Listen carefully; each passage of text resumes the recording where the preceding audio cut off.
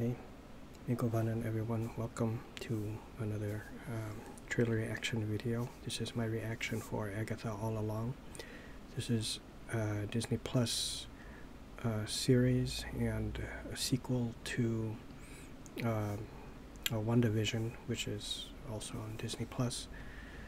And I think the actress name is Catherine Hahn, I think. She was also in a film called, what was it, Bad Words. And I also seen her in a film called, I think it's called Bad Moms. There's two movies. There's Bad Moms and then the Bad Moms Christmas special movie. That's pretty much all I know her from. There could be some other thing, but I just don't remember. Okay. So I think this is coming out, I don't know, is it like next year or something? I think there was like, it went through some different titles before, and then finally it's Agatha All Along. So let's go check this out. Picking up from WandaVision, I think she was stripped of her powers, and I think was she sent to another dimension. So let's see what happens here. And just a side note is very sad that I guess they decided to kill off Wanda. Maybe they'll bring her back in a multiverse or something, multiverse variant, but I really think that it's getting out of hand, the multiverse thing, but that's okay. But the you know, the Wanda Maximoff that we know and love, whom we've seen from Age of Ultron, we were first introduced to Wanda there, along with her brother, you know, Quicksilver, played by Aaron Taylor Johnson, I think is his name. What was his name? Pietro or something like that. Pietro Maximoff, I don't remember. But that version of Wanda is dead, sadly. Died in, you know, sorry for the spoiler, but Multiverse of Madness, which I thought was actually okay, pretty good. I thought not super great, but not a bad one. Overall, it's good. And what else? You know, and just when she was really coming into her own as Scarlet Witch, a more closer representation to the comic book version that I know her from. Although the Scarlet Witch that I truly know is the one with probability manipulation. Winds of, or what did you say, winds, or something like Winds of Destiny, change, you know, and she has the probability manipulation, and it puts on hexes. And much like, you know, Black Cat, you know, Spider-Man's enemy, or who else kind of had that power like Black Cat? Wasn't there a cat? Well, it's Catwoman, but she doesn't have that power, you know, and that's DC. But basically, you'll just maybe trip on a stone or something like that, or you're shooting someone, and you'll miss, and then hit something behind that will cause like a landslide and will topple over the bad guy, you know, probability manipulation. Anyways, let's go check it out.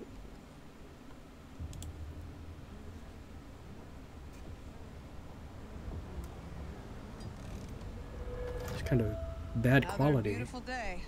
Surprised It's to see you out here, okay, I detective. guess, but Jane Doe, found her down here by the water. Cause? Blunt force trauma.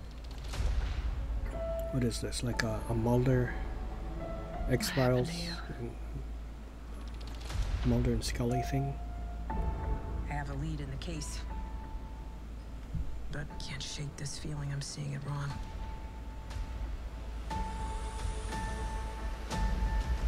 Wanda Maximoff. Is this really how you see yourself?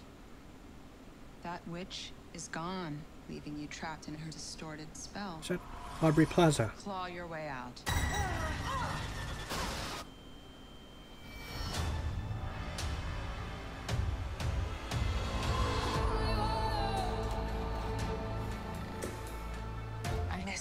glory days. She took every bit of power I had, but I can be that witch again. Oh. Well, the gang's Oh. all here. Let's hit the road. I'm really happy about that. It looks like we're getting... This is what I like. We need some horror elements, you know. I mean, we started to get that with the New Mutants, you know, adding some horror elements with those smiley face creatures, which came from the, I guess, the psyche of Magic, played by Anya Taylor-Joy. And we got that also from Werewolf by Night, right? Very cool. But I want to see more things like this, you know, truly like classic horror kind of elements brought into the Marvelverse. When I say classic, I'm talking about things like The Omen, The Exorcist, things where it was from the 70s and 80s. House of the Devil, which is a Ty West film. The Innkeepers, also Ty West film. Those kind of modern-made horror films, but brought back the classic stylings of how horror movies were made back in the 70s and early 80s, and really throughout the 80s. The Haunting of Julia, The Changeling, Rosemary's Baby, things of that nature. Those to me were when things were truly horrific, and this looks like a demon, some kind of creature, and I want to see something of this caliber, like an Art the Clown, you know, a Terrifier, something gory. And as I said, we started to kind of get that with Werewolf by Night, not quite, you know, horrific in that sense of like a Terrifier or Omen or Exorcist, but still heading in that direction. So Well, the gang's all here. Let's hit the road. this Halloween, this I'm gonna walk the witch's road. 2024. The road Okay. is a death wish.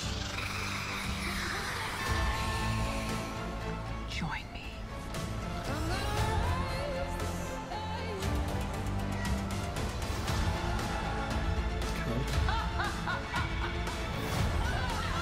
Ooh, some Kung Fu. What witch in her right mind would join Agatha Harkness's I know her coven? too. Not looking for right-minded witches, as it happens.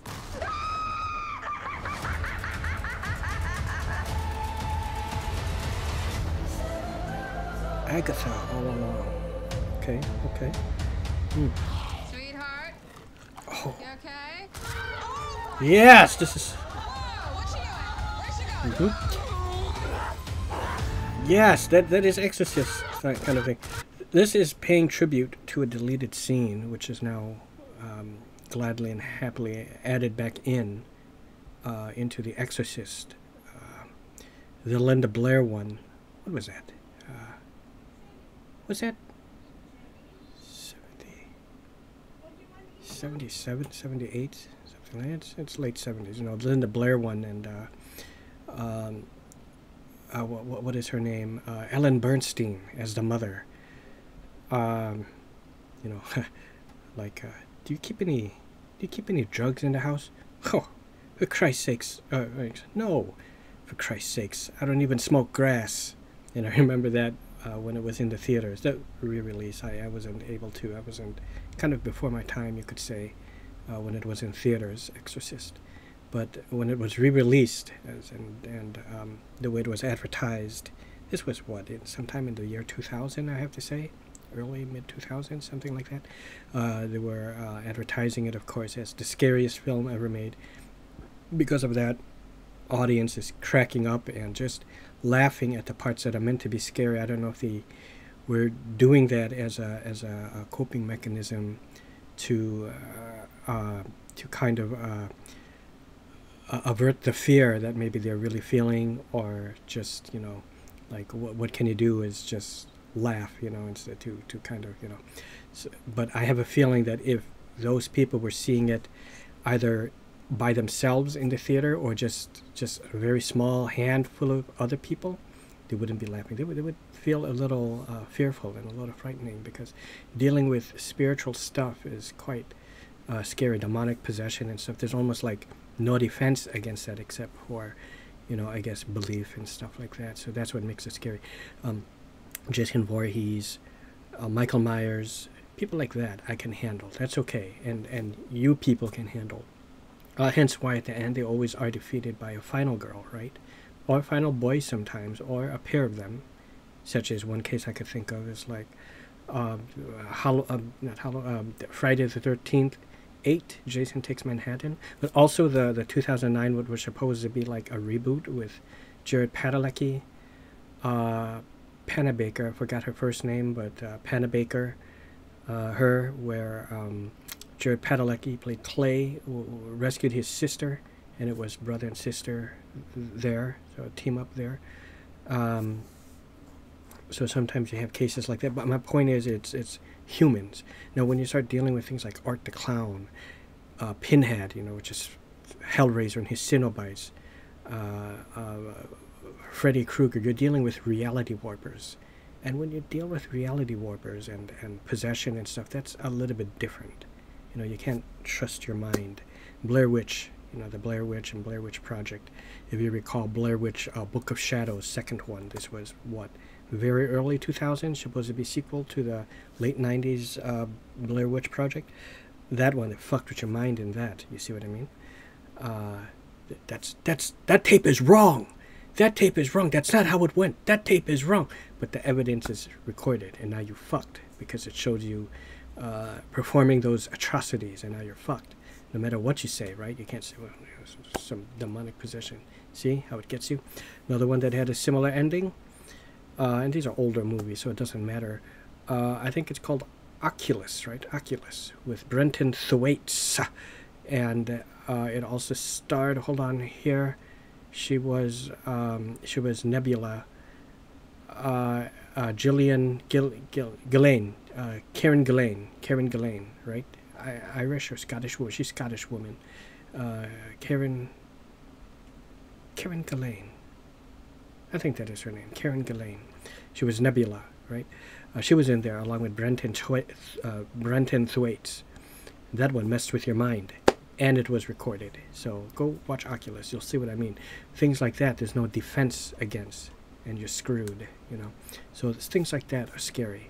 When it's like a physical thing, like The Shape, Michael Myers, you know, Dr. Giggles, people like that, you can kill them, blow them up to bits, hack them up, and they won't come back. Okay, anyways, I look forward to this. Hope you all enjoyed.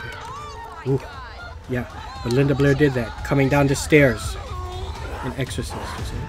Yeah, 2-episode premiere. Okay, yeah,